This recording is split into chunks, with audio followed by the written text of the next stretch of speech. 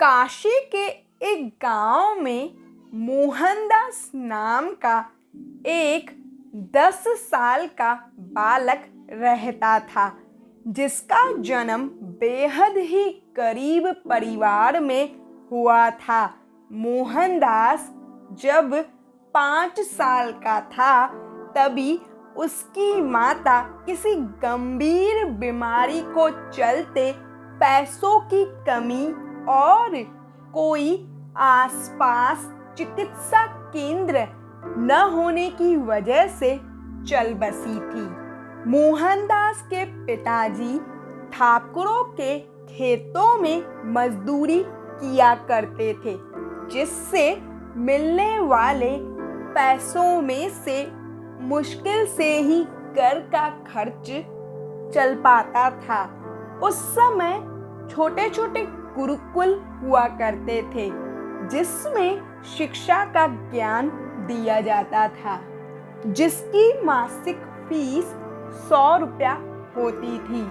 मोहनदास के पिताजी जैसे तैसे मजदूरी करके हर दिन का 20 रुपया कमाया करते थे, यानी कि महीने का 600 रुपया, जिसमें से 100 रुपया मोहनदास की फीस में चला जाता था। बाकी के पैसों से घर का गुजारा होता था। मोहनदास पढ़ाई में बहुत ही अच्छा था और साथ में वह बड़ा ही जिज्ञासु भी था। मोहनदास गुरुकुल में मन लगाकर पढ़ाई करता और अपने शिक्षकों से खूब सारे सवाल भी करता। उसके शिक्षक उसके सभी सवालों के जवाब दे दिया करते थे। इससे मोहनदास के मन में उठने वाले सभी सवालों की जिज्ञासा शांत हो जाती थी। गुरुकुल से छुट्टी मिलने के बाद मोहनदास अपने पिता के पास उनके काम में हाथ बटाने के लिए पहुंच जाता था। इस तरह से समय बीतता गया। ठीक 6 सालों के बाद मोहनदास और उसके पिताजी के जिंदगी में फिर से दुखों ने दस्तक दी। जब मोहनदास 16 साल का था, तभी उसके पिताजी बीमार पड़ने लगे। अब उनके पास मजदूरी करने जितनी ताकत भी नहीं थी। पैसे न होने की वजह से मोहनदास का गुरुकुल छूट चुका था। इस तरह से मोहनदास ने 7 साल की उम्र से 16 साल की उम्र तक ही गुरुकुल में शिक्षा प्राप्त की। मोहनदास अपने पिता को लेकर बहुत परेशान रहने लगा, क्योंकि उसके पास अब इतना धन नहीं था जो वह अपने पिता का इलाज करा सके। मोहनदास बड़ा ही जिज्ञासु बालक था। इस वजह से वह जब भी किसी अमीर इंसान को देखता तो वह अपने जिंदगी के बारे में सोचने लग जाता। इन सब बातों का उसके दिमाग पर यह असर हुआ कि वह मजदूरी करने लगा। वह हर संभव कोशिश करने लगा जिससे वह धन कमा सके और अपने पिता का उपचार करवा सके। मोहनदास ने दिन रात एक करके कड़ी मेहनत की और अपने पिताजी का उपचार करवाया। धीरे धीरे उसके पिता की हालत सुधरने लगी और देखते ही देखते वह स्वस्थ हो गए। मोहनदास के पिताजी उसकी इस मेहनत से बहुत खुश थे। अब मोहनदास ने इतना धन कमा लिया था कि वह एक खेत और 2 गाय खरीद सके। जिन हालातों के चलते मोहनदास ने यह सब किया था, आज उन्हीं की बदौलत मोहनदास के पास खूब धन था, जिससे वह लगभग अपनी सभी जरूरतों को पूरा कर पा रहा था। मोहनदास जिज्ञासु होने की वजह से बड़े बड़े धनवान लोगों की जिंदगी के बारे में, यानी कि लाइफस्टाइल के बारे में जानने लगा और इसका असर इसके दिमाग पर यूं हुआ कि उसकी मानसिकता अब यह हो चुकी थी कि पैसा ही सब कुछ है, पैसे से सब कुछ खरीदा जा सकता है। जितना ज़्यादा मेरे पास पैसा होगा उतना ही ज़्यादा मैं खुश रहूँगा और मेरे पिताजी भी। अपनी इसी इच्छा के चलते मोहनदास ने दूध का व्यापार शुरू किया और यहीं से शुरू हुआ मोहनदास के धनवान बनने का सफ़र। मोहनदास की ज़रूरतें अब इच्छाओं में बदलने लगी थी और वह अपनी हर इच्छा को पूरा करने के लिए धन का सहारा लेने लगा। कुछ समय बाद मोहनदास के पिताजी ने अपनी इच्छा जताते हुए मोहनदास को बोला, अब तुम शादी कर लो, मेरे जिंदगी का कुछ भरोसा नहीं है कब क्या हो जाए।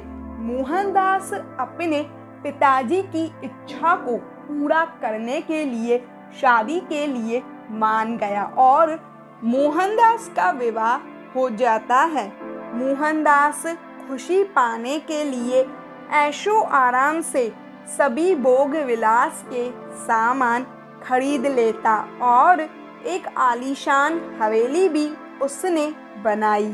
अब एक दिन ऐसा भी आया कि सब कुछ होने के बावजूद भी मोहनदास दुखी सा रहता था, क्योंकि उसका मन संतुष्ट नहीं होता था। इधर एक तरफ उसकी इच्छाएं जो खत्म होने का नाम ही नहीं लेती थी। अब मोहनदास का मन कहीं भी नहीं लगता था, वह परेशान रहने लगा। जब से मोहनदास ने अपनी तमाम इच्छाओं को पूरा करना शुरू किया था, तब से मोहनदास सुख चैन की नींद भी सो नहीं पाया था। मोहनदास की हालत पागलों जैसी होने लगी थी। उसे संतुष्टि नहीं मिल रही थी। उसे समझ नहीं आ रहा था कि वह क्या करे। इधर भगवान बुद्ध नेपाल से बौद्ध धर्म का प्रचार करते हुए भारत में काशी की तरफ आ रहे थे। भगवान बुद्ध काशी के एक गांव में रुके हुए थे। मोहनदास को इस बात का पता चला तो वह भगवान बुद्ध से मिलने पहुंच जाते हैं। भगवान बुद्ध अपने शिष्यों को प्रवचन सुना रहे थे। इतने में मोहनदास बुद्ध के पास रोते हुए पहुंचा और बोला, मैं इस जिंदगी में बहुत परेशान हो गया हूँ।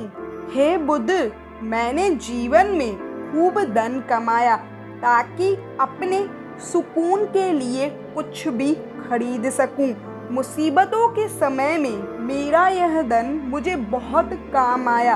इनसे मैंने अपनी हर सुख सुविधा की वस्तु खरीदी, जिनसे मुझे बहुत खुशी भी मिली। तो ऐसी क्या वजह है जो मेरा मन संतुष्ट नहीं हो रहा है?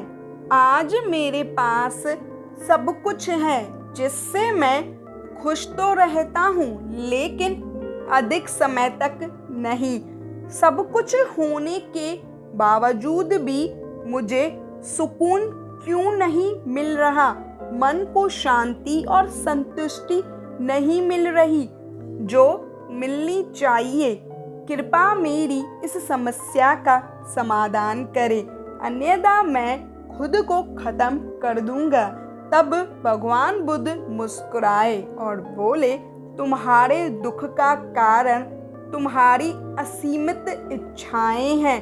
धन दौलत से तुम लंबे समय की खुशियां तो खरीद सकते हो, लेकिन सुकून की जिंदगी नहीं। धन से इंसान सुकून का एक पल भी नहीं खरीद सकता है। धन से तुम खुशियों का महल, मखमल के गद्दे और सोने चांदी से बनी चारपाई तो खरीद लोगे, लेकिन सुकून की नींद कभी नहीं खरीद सकते, क्योंकि यह धन से नहीं, ज्ञान से खरीदे जाते हैं। सुकून खुद तुम्हारे अंदर मौजूद है, जो कि एक असीमित इच्छाओं वाले पहाड़ के नीचे दबा हुआ है। जिस दिन तुम अपनी असीमित इच्छाओं के विचारों को एक सीमित दायरे में कैद कर लोगे, तो उस दिन से ही असीमित इच्छाओं वाले पहाड़ के नीचे दबा हुआ सुख और सुकून आज़ाद होकर तुम्हारे जीवन में बस जाएगा। बुद्ध की इन बातों का मोहनदास के मन पर सकारात्मक प्रभाव हुआ। मानो मोहनदास के सर से एक बोझ उतर गया हो। अब मोहनदास के अंदर खुद को सुखी करने की कोई इच्छा शेष नहीं बची थी। वो समझ चुका था कि मेरी परेशानी का कारण मेरी यह असीमित इच्छाएं ही हैं, जिस वजह से मैं सुख की नींद कभी नहीं सो पाया, कभी भी सुख के फल का स्वाद नहीं चख पाया था। अब मुझे कुछ नहीं चाहिए। कुछ दिनों बाद मोहनदास ने खुद यह अनुभव किया कि अब सच में कितना सुकून है मेरी जिंदगी में। शुरू से मैं मूर्ख था, जो सुकून पाने के लिए खुद पर धन दौलत लुटाता रहा, बस धन कमाने के पीछे भागता रहा। जीवन के इस सत्य से अनजान रहा कि सुकून तो मेरे अंदर ही है, मेरे भीतर ही है, जो असीमित इच्छाओं के अंधेरे में कहीं खो गया था। और आज मैं मन से बहुत हल्का महसूस कर रहा हूँ। आज जाकर मेरे मन को सुख की संतुष्टि प्राप्त हुई है। जय हो महात्मा बुद्ध की, जिन्होंने मुझे यह ज्ञान दिया। अन्यथा मैं यूं ही सारी जिंदगी सुख चैन की तलाश में भटकता रहता और अंततः मृत्यु को प्राप्त हो जाता। तो दोस्तों, इस कहानी से हमें यह सीख लेनी चाहिए कि अगर हम अपनी इच्छाओं को सीमित ही रखें, तो ही हम अपने जीवन में सुख का आनंद ले सकते हैं।